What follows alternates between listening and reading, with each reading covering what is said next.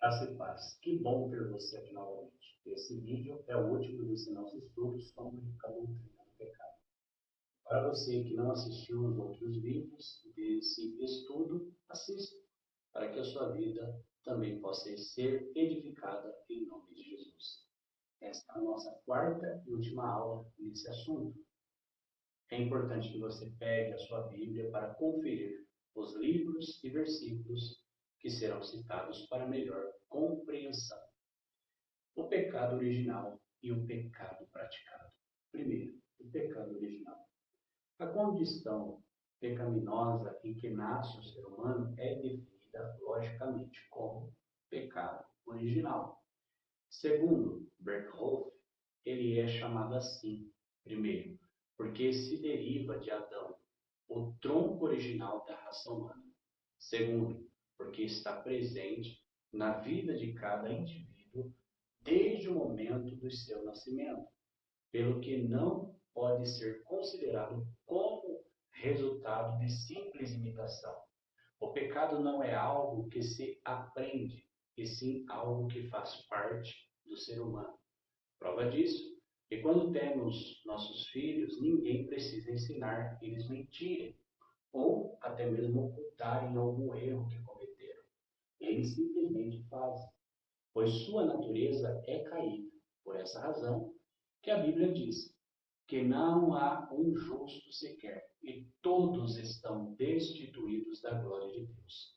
Na vida da criança existe uma fase de inocência, no sentido do não conhecimento do pecado, porém não a isenta do pecado original. E terceiro, porque é a raiz interna de todos os pecados atuais que maculam a vida do homem. Devemos, porém, evitar o erro de pensar que o termo pecado original implica que este pecado pertence à constituição original da natureza humana, posto que isto implicaria que Deus criou o homem como pecador. Dentre os vários elementos do pecado original, distinguimos para efeito de estudo os dois que se seguem. Primeiro, a culpa original. A palavra culpa, com relação ao pecado original, expressa a relação que a justiça tem com o pecado e, como expressavam os teólogos mais antigos, a relação que o pecado tem com a pena da lei. É assim que a culpa do pecado de Adão, como cabeça da raça humana, é imputada a todos os seus descendentes. Ensino concordam as passagens de Romanos 19, Efésios 2:3 e 1 Coríntios 15:22. Segundo, a corrupção original. A corrupção original do homem inclui a ausência da justiça original e a presença de um mal real. É a tendência da natureza caída, herdada de Adão, que condiciona o homem para pecar. Segundo, o pecado praticado. O pecado se originou de um ato da livre vontade de Adão, como representante da raça humana. Uma transgressão da lei de Deus e uma corrupção da natureza humana que deixou o homem exposto ao juízo e ao castigo divino. É esta natureza corrompida a fonte de onde fluem todos os pecados praticados. Quais são os pecados praticados? São os atos externos que executam por meio do corpo. São também todos os maus pensamentos conscientes. São os pecados individuais de fato. O pecado original é um só, enquanto que o pecado praticado desdobra-se em diferentes classes, incluindo atos e atitudes. O que o apóstolo João escreveu no capítulo 1 da sua primeira epístola universal poderá nos ajudar a compreender melhor a diferença entre pecado original e pecados praticados. Se dissermos que não temos pecado, enganamos-nos a nós mesmos e não há verdade em nós. Se confessarmos os nossos pecados, Ele é fiel e justo para nos perdoar os pecados e nos purificar de toda injustiça. 1 João 1:8-9.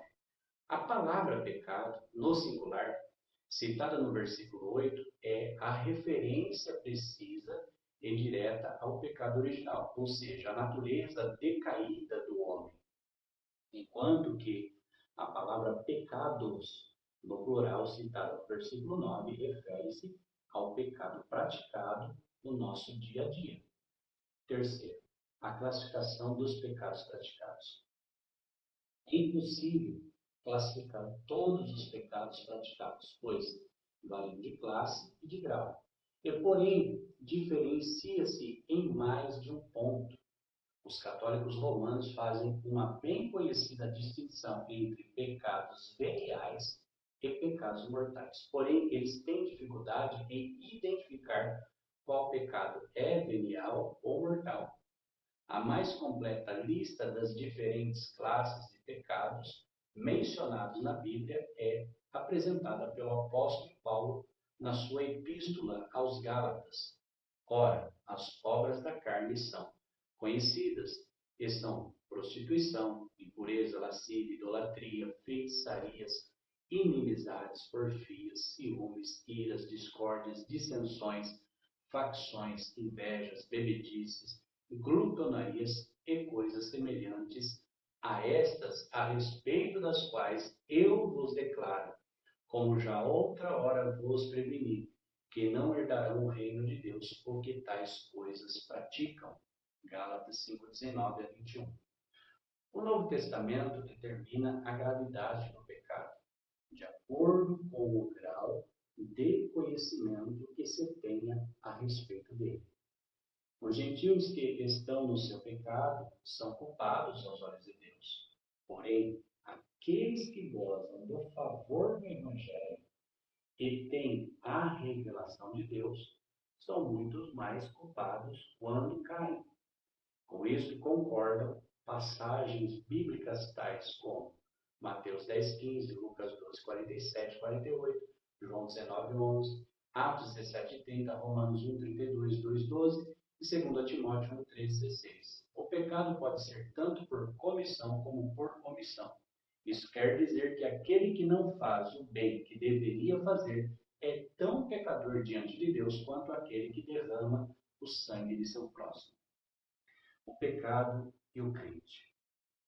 O significado e a gravidade do pecado são melhor compreendidos pelo crente do que por qualquer outra pessoa.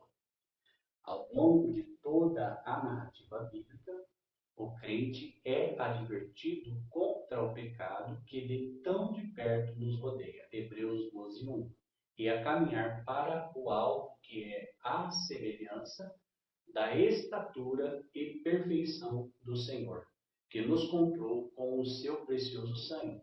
Por isso, ao ouvido de cada crente, hoje, deve continuar soando a advertência solene do Mestre: vai, e não peques mais. João 8:11. Primeiro, é possível o crente pecar?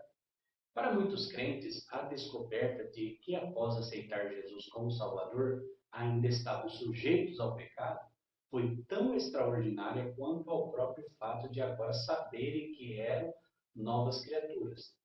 Que é possível o crente pecar? É assunto que se salienta em toda a Escritura. Só no Novo Testamento há capítulos inteiros, como por exemplo Romanos 7 e 8, demonstram o conflito interior do crente entre a natureza divina que nele habita e a natureza humana, mostrando a possibilidade do crente vir a pecar se deixar de vigiar. Vem ao caso citarmos outra vez 1 João 1, 8 e 9. Se dissermos que não temos pecado, enganamos-nos a nós mesmos, e não há verdade em nós. Se confessarmos os nossos pecados, ele é fiel e justo para perdoar os pecados e nos purificar de toda a injustiça.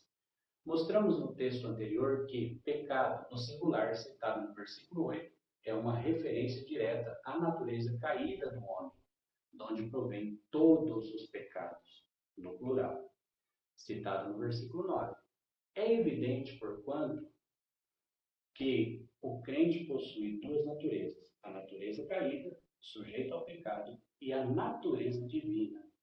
Esta última é implantada no crente através da sua ligação com Cristo, a videira verdadeira, sobre a qual João fala no capítulo 15.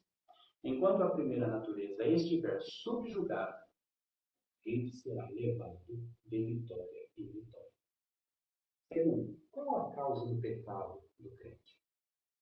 São muitas as causas, porque o crente é levado à prática do pecado. Porém, vamos citar apenas três principais, e também as mais conhecidas, que são a natureza pecaminosa, Romanos 8, 21 a 25. B, o sistema mundial que está sob o domínio de Satanás, 1 João 2, 15, 17. C, falta de oração e cuidado no estudo das Escrituras, Efésios 6, 10, 15.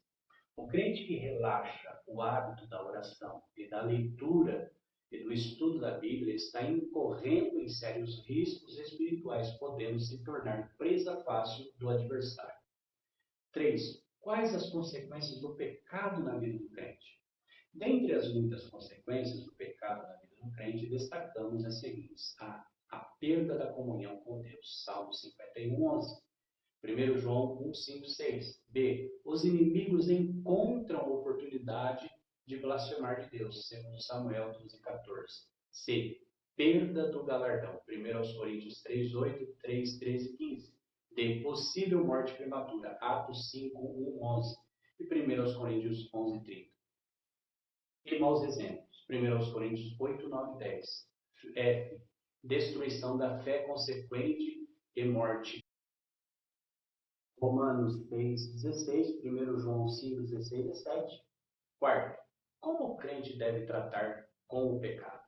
Quanto ao trato que o crente deve dar ao pecado, a Bíblia recomenda que o crente deve A. Reconhecê-lo, Salmo 51, 3. B. Evitá-lo, 1 Timóteo 5, 22. C. Detestá-lo, Lucas 2, 3. D. Resisti-lo com confiança em Deus, Tiago 4, 7, 8. E. Confessá-lo, 1 João 1, 19. F. Abandoná-lo, Provérbios 28, 3. O apóstolo João escreveu: Filhinhos meus, estas coisas vos escrevo para que não pequeis. Se todavia alguém pecar, temos um advogado junto ao Pai, Jesus Cristo o justo, 1 João 2, 1. Em termos de pecado, há uma grande diferença entre o ímpio e o homem perdoado, o crente. Com o crente pode acontecer um desastre espiritual, enquanto que o ímpio é um desastre em si mesmo. Ainda que haja diante do crente a possibilidade de pecar, ele sabe que não vale a pena pecar. Ele sabe que o salário do pecado é a morte. Por isso mesmo, procura a todo custo evitá-lo. O pecado que antes lhe era uma regra, hoje lhe é uma exceção. Foi por isso que o apóstolo João escreveu: se todavia alguém pecar. Espero que tenham gostado do nosso estudo bíblico e que Deus abençoe todos em nome de Jesus.